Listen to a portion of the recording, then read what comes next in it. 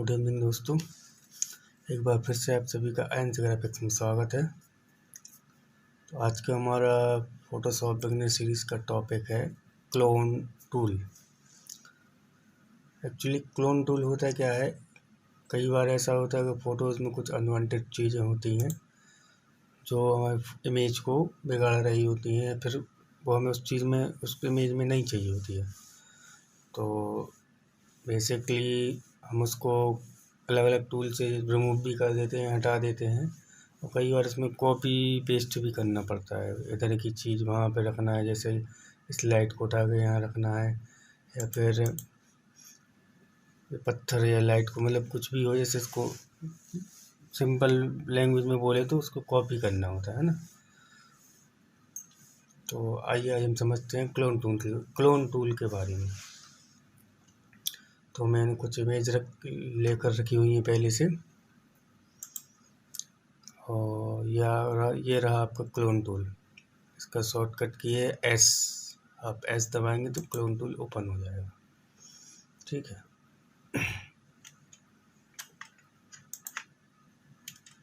तो सबसे पहले हम क्या करेंगे, ये वाली इमेज है जैसे,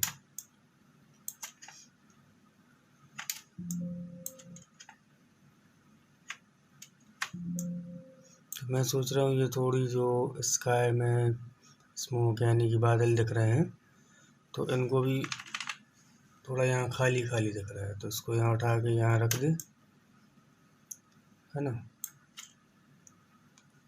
तो चलिए शुरू करते हैं। सबसे पहले हम एक न्यू लेयर बनाएंगे। यहाँ से आप कंट्रोल शिफ्ट एन दबाकर भी न्यू लेयर क्रिएट कर सकते हैं। तो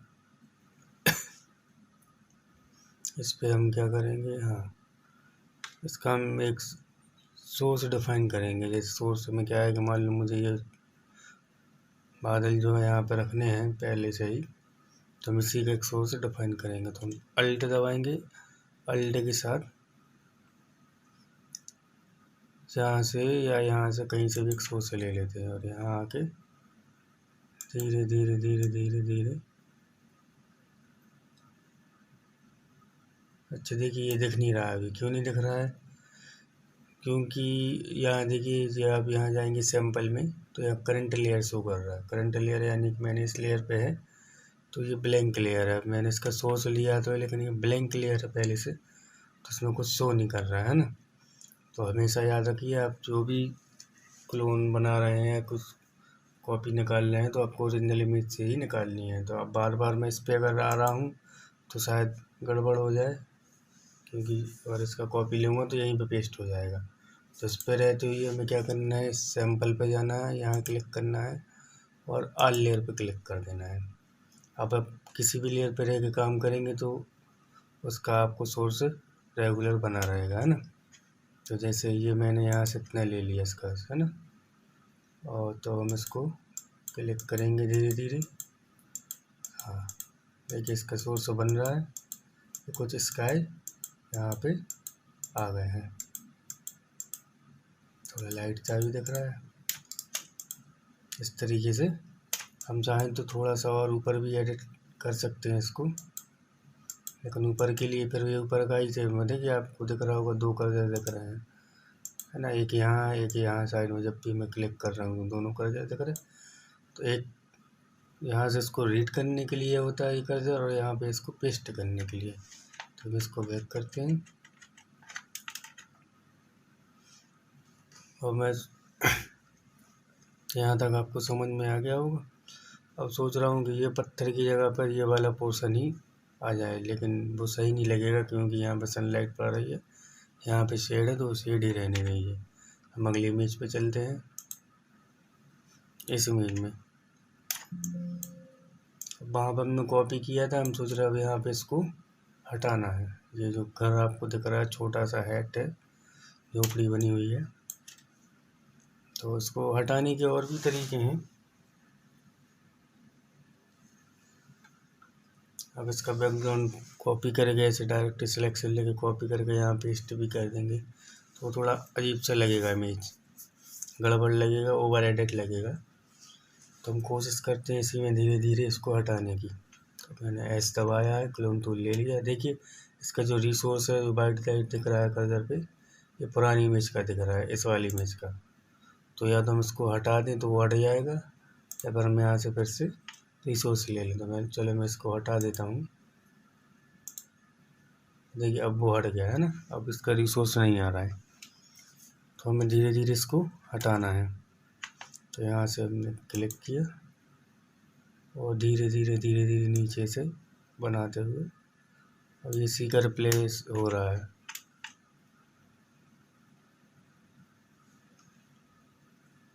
एक मिनट,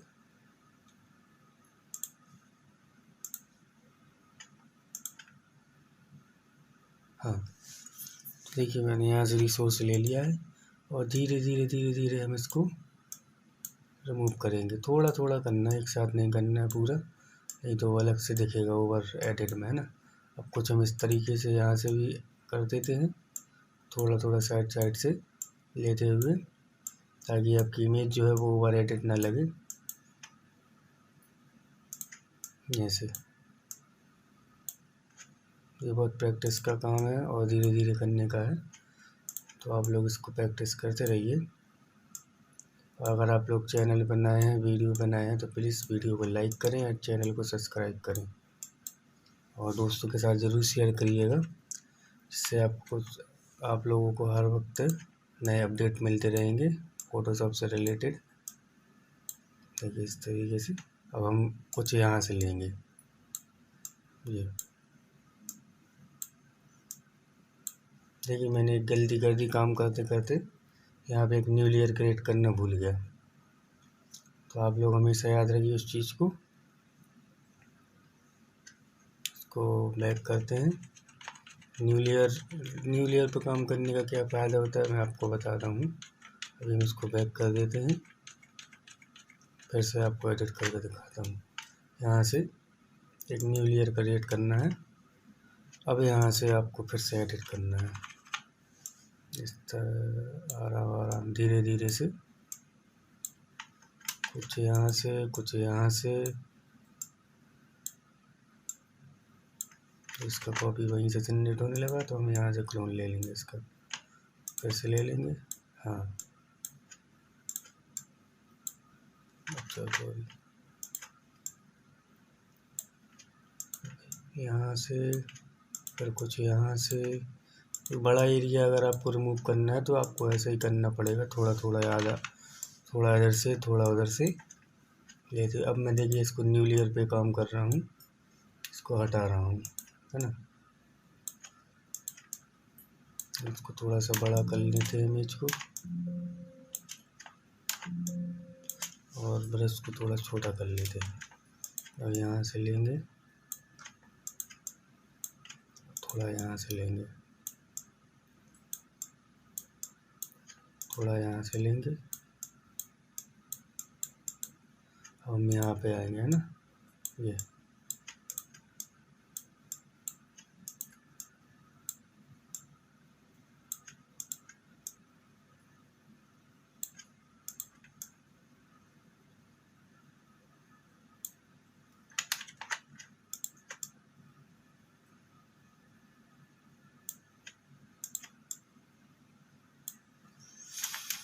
तो देखिए दोस्तों, ये पूरी तरीके से मैंने उस झोपड़ी को गायब कर दिया है, लेकिन अभी भी वहाँ पे है। अब देखिए न्यू लेयर पे काम करने का क्या फ़ायदा रहता है, अभी मैंने यहाँ पे गायब कर दिया।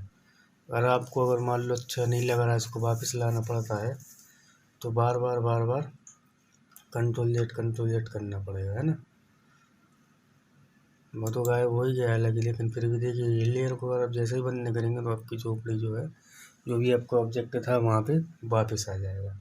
हमने केवल क्या किया है, जो ये पोर्शन था मिट्टी वाला, मतलब सॉइल का, तो इसको कॉपी करके इसी पे पेस्ट किया है, जिसकी वजह से झोपड़ी हट गई थी। अब ये लेयर को फिर से चालू करेंगे तो ये फिर गायब हो जाएगी।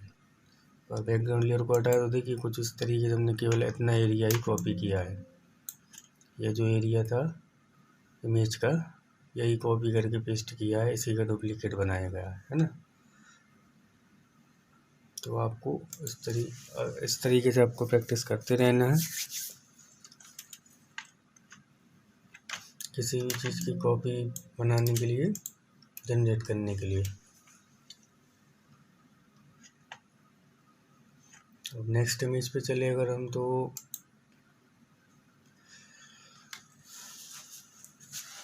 जैसे पैरोट है, इसकी थोड़ी सी कॉपी हम निकालेंगे इसको फ्लिप करने के लिए। अच्छा लग रहा है तो, लेकिन ये अकेला बैठा है तो मैं सोच रहा हूँ इसके साथ इसका एक दोस्त आ जाए, थोड़ा बातचीत कर लें दोनों। तो हम इसका एक कॉपी निकालेंगे, ठीक है। तो कॉपी इमेज ये रहा। हमें केवल इसका एक डुप्लीकेट न्यू लेयर लेना है। हर बार आप जब भी काम करें किसी भी इमेज पे, तो एक न्यू लेयर लेकर काम करें। इससे क्या होता है कि आप जो भी काम करेंगे जो न्यू लेयर पे है, तो आपको अगर बाद में रिमूव करना है, हटाना है, वो डिलीट करना है, तो आपका ओरिजिनल इमेज भी सेव रहेगा। दूसरा, आपकी ओरिजिनल इमेज पर कोई फ़र्क नहीं पड़ेगा, वो आपका सेव रहेगा। तो हमने एक न्यू लेयर ले ली है। फिर से मैं क्लोन स्टॉर्म ले लेता हूँ और इसको थोड़ा सा ब्रश को बड़ा करेंगे। अब हम इसको यहाँ से रिसोर्स लेंगे, है ना। तो जैसे ये आ गया, तो देखिए ये पहले से ही फ्लिप आ रहा है, देखा ना आपको, उसका रोटेशन में है। हम इसको थोड़ा सा साइज कम कर सकते हैं, 90 का अराउंड। थोड़ा सा क्या एकदम से भी पूरा कॉपी, अब हम तो कि अलग से कॉपी बना रहे हैं तो छोटा बड़ा चल सकता है। अब यहाँ से धीरे धीरे धीरे धीरे धीरे धीरे ब्रश चलाएंगे। आप थोड़ा सा बीच में ब्रश छोड़ भी सकते हैं, रिलीज़ करके फिर कर सकते हैं, क्योंकि बाद में जब इसको कंट्रोल जेड करते हैं तो पूरा ही गायब हो जाता है। इसको थोड़ा सा यहाँ से इतना कॉपी कर लिया, ठीक है। अब आप इसकी चाहे तो पूंछ भी निकाल सकते हैं ऐसे।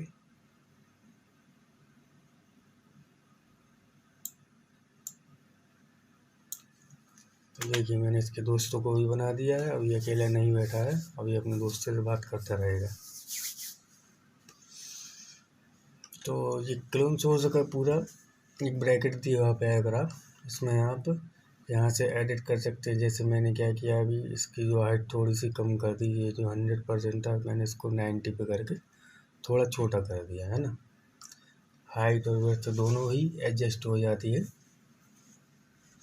तो क्लिप ओवरले में क्या रहता है, इसको हम हटा देंगे, कुछ क्लोन ले लेते हैं। जैसे ये ले लिया, इसमें पूरा इमेज का डुप्लीकेट दिखाता है। मान लो ये सोर्स लिया है मैंने, तो यहाँ पे पूरा इमेज का सोर्स दिखाएगा। लेकिन और क्लिप कर देते हैं तो फिर वो क्लिप बस दिखाएगा, कितना एरिया आपने सेलेक्ट किया था उसके अकॉर्डिंग उसको रीड करके आपको शो करेगा।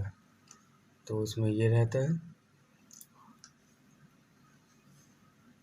उसमें एक मल्टीपल सोर्स के लिए भी काम ले सकते हैं आप। जैसे अभी तो मैंने इस पर सिंगल इमेज है, तो सिंगल काम करना था तो उसके हिसाब से एक लिया था। लेकिन सपोज आपको एक इसकी आँख, जैसे मैंने यहाँ से एक सोर्स ले लिया, तो पहले लेयर सेलेक्ट करना है, लेयर सेलेक्ट नहीं था। जैसे मैंने इसकी आइज ले ली है, इतना एरिया ले लिया मैंने। अब मुझे इसका मल्टीपल बनाना है, तो जैसे इस वाले पे तो मैंने पूरा लिया था, एक लेयर ये ले ली, है ना। अब इस पे ऊपर आएंगे, अब इसका सोर्स लेंगे, तो हमें कुछ नहीं करना है, बस दूर दूर जाके। अच्छा, इसका ये अलाइन लिखा हुआ है ना, ये जब तक ये अलाइन रहेगा तो आप जैसे ये स्टैम्प टूल का मैंने इतने सोर्स लिया है, तो इसको हम जैसे जैसे बढ़ाते रहेंगे उसी का आगे कंटिन्यू कर रहा है ना। कंटिन्यू कर रहा है, जैसे जैसे मैं बढ़ाता रहूँगा, माउस छोड़ भी देता हूँ कर्सर, तो ये कंटिन्यू करता रहेगा। लेकिन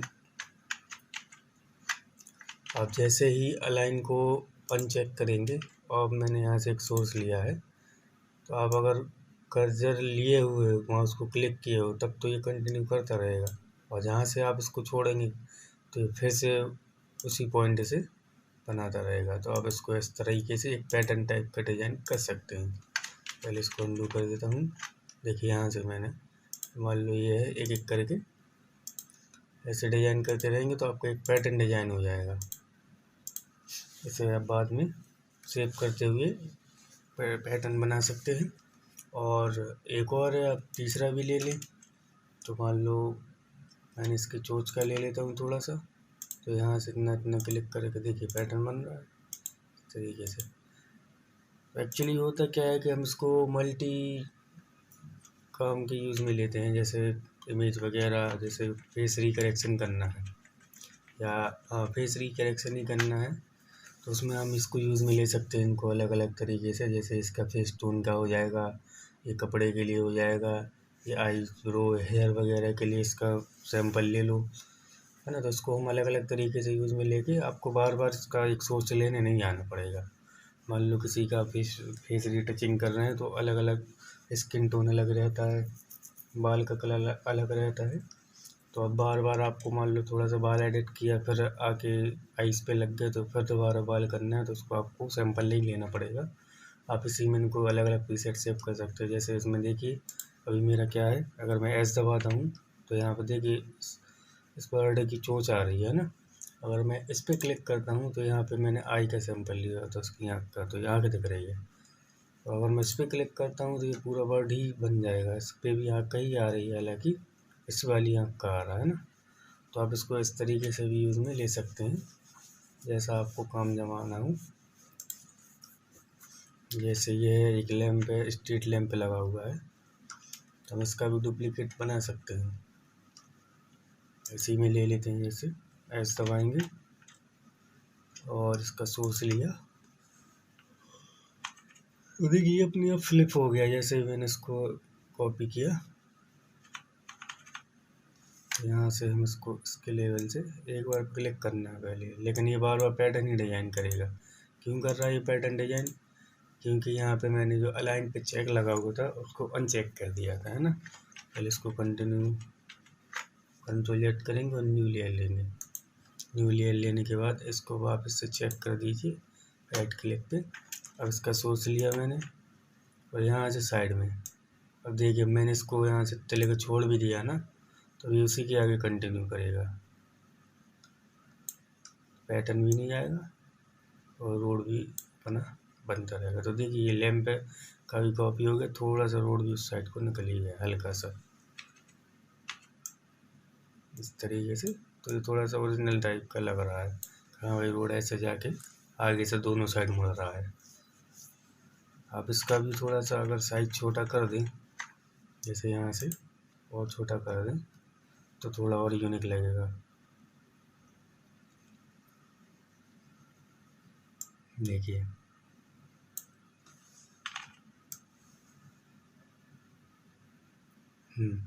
उसको इससे कनेक्ट कर दिया मैंने। ये रोड भी निकल गया यहाँ पे, हल्का सा ये निकल गया, हल्का सा ये निकल गया। तो आप इस तरीके से मैंने इसको कॉपी निकाल के सी पे एडिट कर दिया है। तो आई होप आप लोग को क्लोन टूल समझ में आया होगा। आप इसकी प्रैक्टिस कीजिए और नए नए इमेज के साथ काम करते रहिए। और एक बात को हमेशा ध्यान रखिए कि जब भी आप किसी भी इमेज पे काम करें तो प्लीज़ डुप्लीकेट लेयर आप ज़रूर बनाएं। इससे आपको समझने में आसानी होगी, काम करने में आसानी होगी। देखिए ये था जो मैंने इसका कॉपी बना के पेस्ट किया है लेयर। इसको हार्ड कर दें तो कुछ इस तरीके की अपनी ये थी ओरिजिनल इमेज। तो आई होप आप लोग को समझ में आया होगा। तो प्लीज़ चैनल को सब्सक्राइब करें, वीडियो को लाइक करें और आप लोग भी प्रैक्टिस करते रहिए धीरे धीरे। Thank you.